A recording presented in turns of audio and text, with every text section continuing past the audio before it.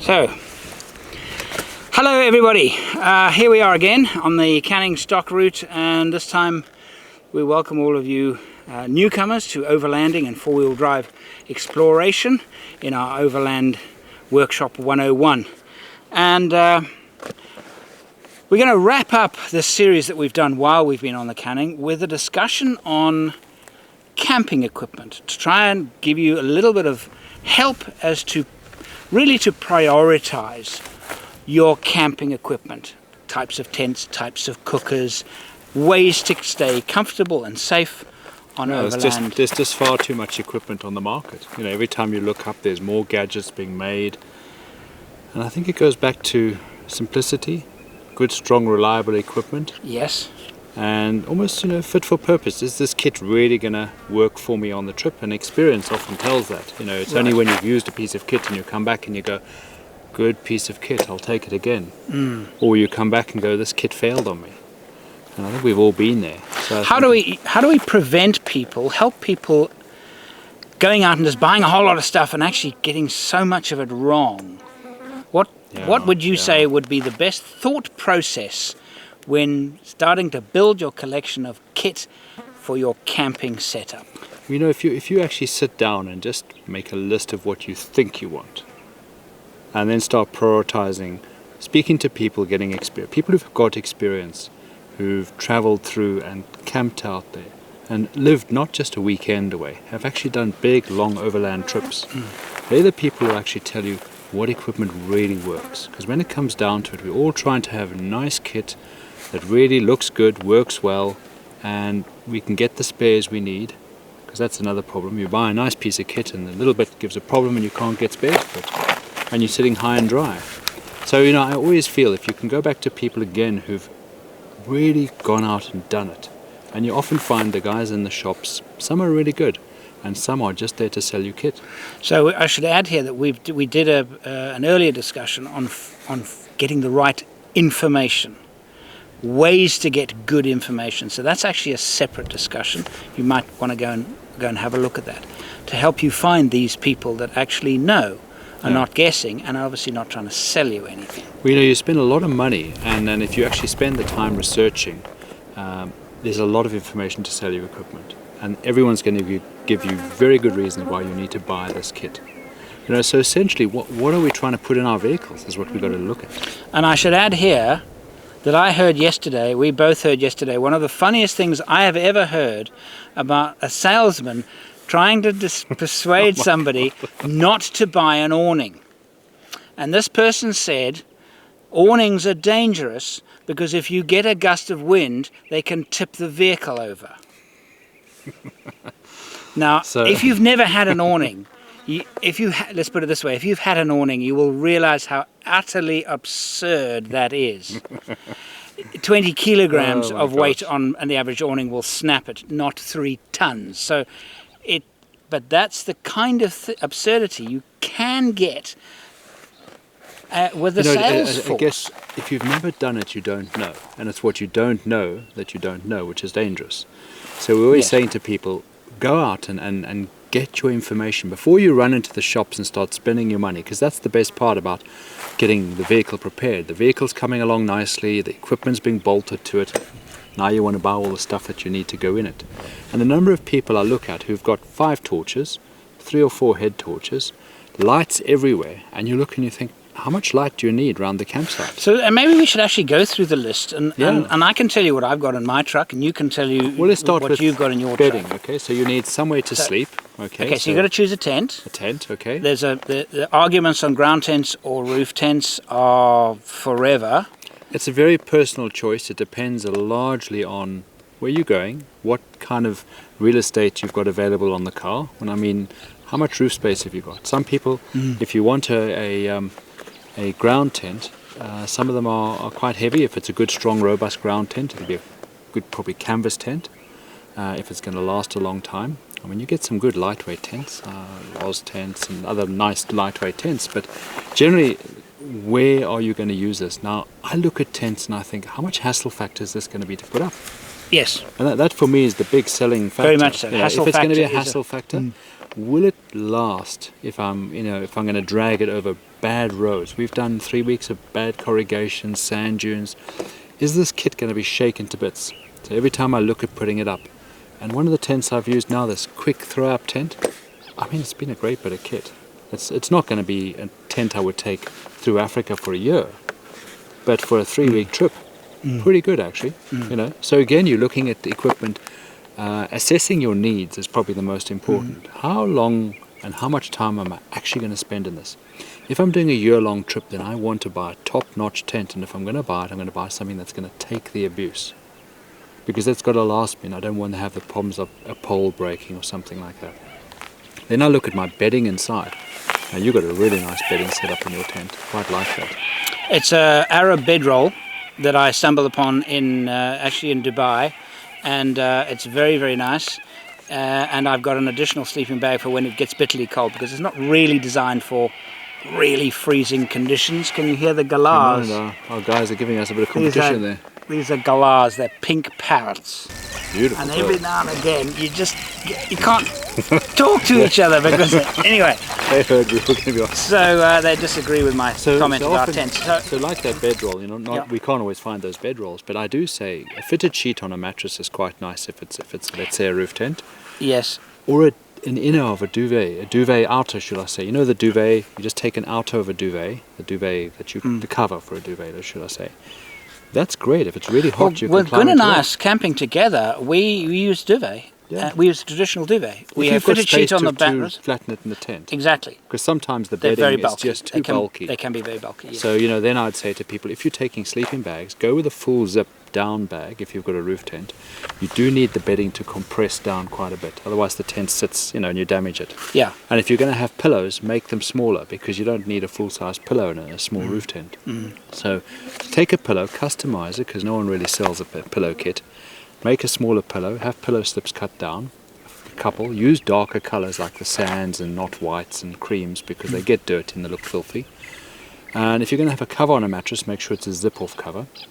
A duvet cover is a great one to sleep in if it's hot, and then you can take your down sleeping bag with a full zip, zip it open and throw it over like a duvet. Yes. You really want to layer yourself, because what ends up happening is, as we find, the temperatures change. It might be quite hot when you go to bed, and by the time early morning comes before sunrise, you're getting quite cold, especially in desert climates. So that sort of approach is good. Bedding stays pretty clean if you look after it. What dirties is it? The shoes coming into the tent. So I think also the way of looking at it is you don't need to have a traditional camping enclosed sleeping bag, because I find them very uncomfortable. You're talking about the mummy type sleeping bags. The mummy type sleeping bags. Yeah. They can be designed for very cold weather. No. Fine, use them for very cold weather. For generally camping, doesn't need to be uncomfortable. You can use traditional bedding, but some of it takes up a lot of space. So in a lot of the roof tents, I've found the mattresses are okay. They're marginal. Yes. And I've sold and slept in all of them, so I pretty much know. Some of them are better than others. What I have done in a lot of the tents is I've glued a closed-cell foam mattress, similar to the ones used on a hiking trail. Yes. And I've glued that inside the tent on the floor. And then I put my soft mattress over. Yes. It gives an extra layer of insulation, and it stops any sort of residue of condensation building up under the mattress. Right. And it just gives it a little bit of extra comfort. Yeah, I've done exactly the same in this. It really does make a difference. Yeah, it does. So you really, at night, you want a comfortable bed to sleep on, and you want to make sure that it's waterproof.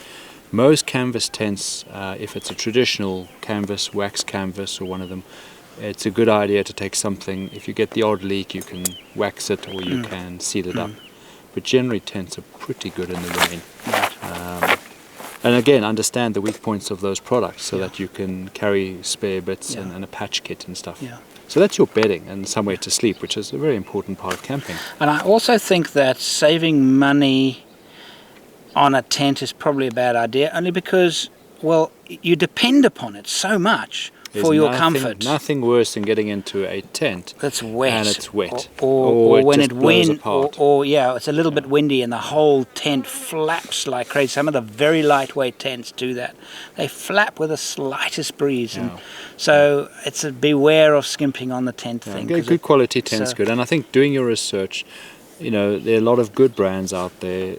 Some of them have a lot more than you need. I mean, they'll have enclosures that drop down from the tent to the floor, some of the roof tents. And I must be honest, most of my clients over the years have found that that's too bulky.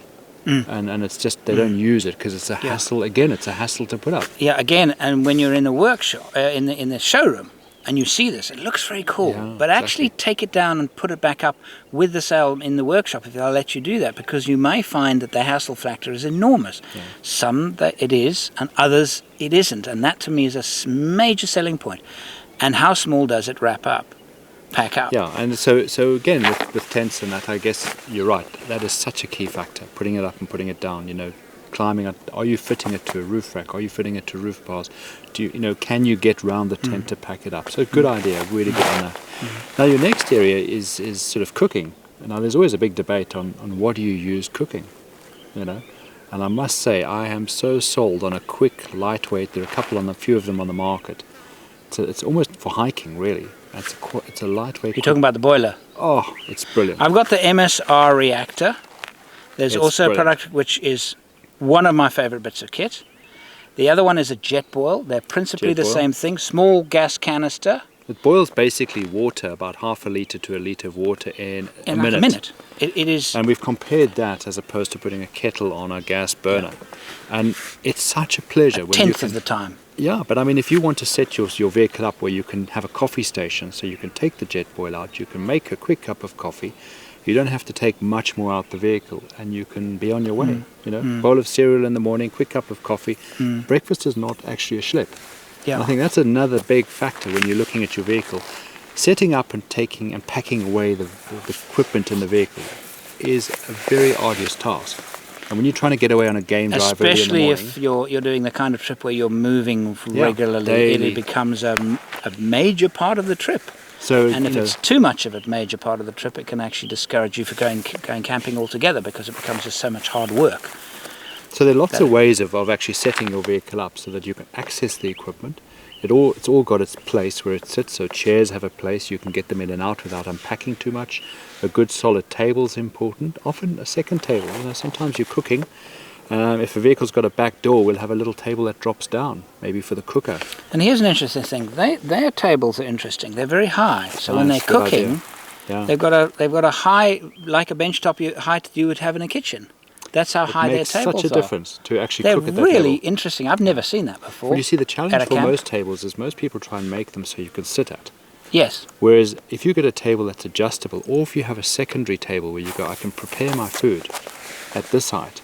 So I'm not adverse to taking two tables, a smaller one for sort of cooking, preparing, and a slightly bigger one, which really works quite nicely. Now, talking about chairs, there are so many chairs on the market, and I've seen so many chairs that end up in pieces on expeditions, or they are massively bulky. Yeah. So your research on your chairs has to be thorough. You know, yes, it must be comfortable, and it's also a balance between how much comfort and how much space it takes up in the vehicle. Because I've seen some massively comfortable chairs. But the space they take is just enormous. Or I've seen some very small ones, Yeah. and you wouldn't really want to sit in them for more than about 20 minutes. Yeah. So it really is, when shopping for chairs, do both. Wrap it up, feel its weight, open it up, and sit on it. The big mistake a lot of people make is they'll buy equipment, but they haven't given much thought to where it's going to sleep in the car. So they'll go into the shop and go, I'm going to have these chairs, this is great. Then they get back to the vehicle, and now you're starting to pack the vehicle. And all too often I've seen this with clients, and the vehicle's built now, and you're going, so where are my chairs going to go?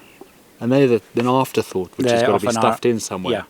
So it becomes a real issue. So in the development and planning, plan for the big bits of equipment, like chairs and table, where are they going to go? And chairs, again, like the tent, you rely on them for your comfort. Yeah. If you have an uncomfortable chair, I did a month and a half ago in the United States, there were two chairs that were just supplied to us. One of them was, and I actually joked, I said that falling down a flight of stairs is more comfortable than sitting on this chair for more than 10 minutes. Oh, man. It was really bad. I had this rib here and cut off all of the blood to my legs. Yeah. And that wasn't a cheap chair. So, and I found a lot of the chairs, and even when they do come, the bags is where they compromise. Chair manufacturers really skimp on the bags. So often, if it's a long trip, I've said to people, have the bags made out of a good solid canvas. Invest in that with enough space to put the chair in. Because I found chair bags and tent bags are made, you've got to pack them up perfectly to get them in. Otherwise so it's a real pain. Absolutely. So if you can have a really good chair, invest the money and have someone make you a nice solid bag that actually protects the chair and your inside of your vehicle. Oversized, soft zip-up bag. And padded on the corners where it's going to damage. You know, it's really important. To cover other big expense items on your vehicle equipment list is a fridge. And there are a few good fridge manufacturers in the market. And I have to say, some of them give you a lot of great space. I've often seen people buy too big a fridge. Yes. You know, the temptation is you need this massive fridge freezer, and some of them are done really nicely now. And you know, they have a fridge and a freezer with separate doors, which is really lovely because you can manage your food very well. You can take the frozen meat out and you can put it in a cool bag, and that can be your ice brick for the fresh perishables, which really works well. Been doing now. And I prefer to use a soft cool bag because then the contents don't get damaged. So that really does work well, and then you keep your fridge for liquids that you want to keep cool. Space-wise, around the 50-litre mark is probably the sort of 40 to 50-litre mark. I think a twin door fridge, and you have to see what's available. But be very mindful of where the fridge goes, because access to the fridge is key. And I try and always get that heavy weight, as I think we talked before, in the middle of the vehicle. Okay, I'm not sure if I agree with you when you say access to the fridge is free. Access to the fridge is important, but there's a counter to that. If your electrical system is not really, you don't have excess power, then opening and closing, every time you open the fridge, it's consuming a lot of energy. So if people around the camp are constantly going to a cool drink, opening and closing, your fridge is going to use a lot more current. Yeah. And that's going to happen, of course, if the fridge is really easily accessible. Okay, but the counteract of that is you want it accessible, okay, but you also want to stop that constant if your electrical system. I think that whole understanding of power management is so, you've hit the nail on the head there. Fridge is one aspect of putting something in a vehicle. That leads to a whole other spend on your vehicle. Because you've now got a fridge, you want to run it when the car's turned off, which means you now have to invest in a dual battery management system, which is a secondary battery recharged by the alternator or solar panels, or by a charger that plugs into the mains. And balancing out the power needs is very, very important. And understanding that is probably even more important, because people go and set the vehicle up, head off on a trip, come back absolutely upset, the meat went off, the beers weren't cold, only to find that the battery that they put in and spec'd was not big enough. Not big enough, or not matched to the charger, which is what I've seen the most common. They'll put with this kind of charger and this kind of battery, and they don't work together well.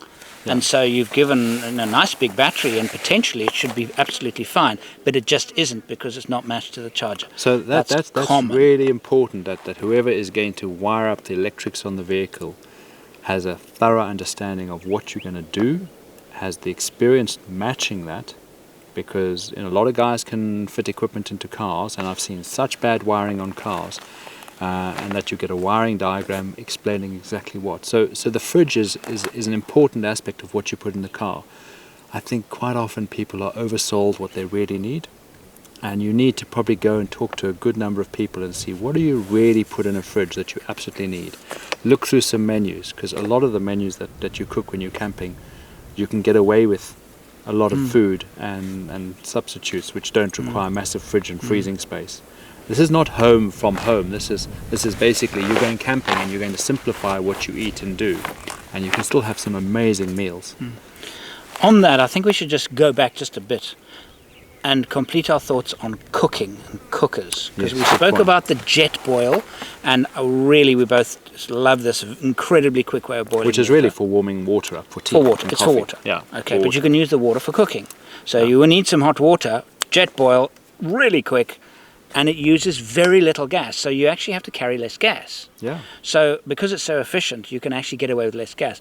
But my feeling on terms of gas cookers, We've Well, got now you've- quite a large we've got a cooker. nice Well, it's cooker, not enormous, but it's a nice, it's a partner steel from Idaho. I've always wanted one, recently got it, and it's a very nice medium-sized 2-plate cooker. But it's quite hungry on gas. Yeah. Much uses a lot more gas than a very small cooker. But you see that challenge with that, as you're probably going to say. We used a small cooker the one night, and it well, sadly to say, I won't say who did it, but we burnt the food. We tried to He simmer burnt it. the food. He burnt the food.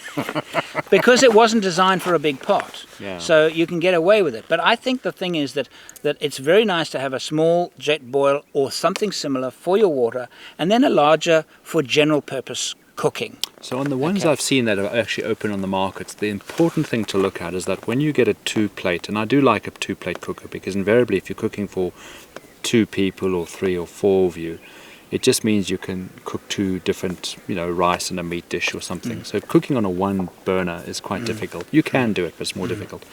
Critically, I've seen that a lot of them don't have any side wind protection. Yes. So you'll set them up, and of course the wind blows across the burner, across the pot, and you lose a lot of your heat.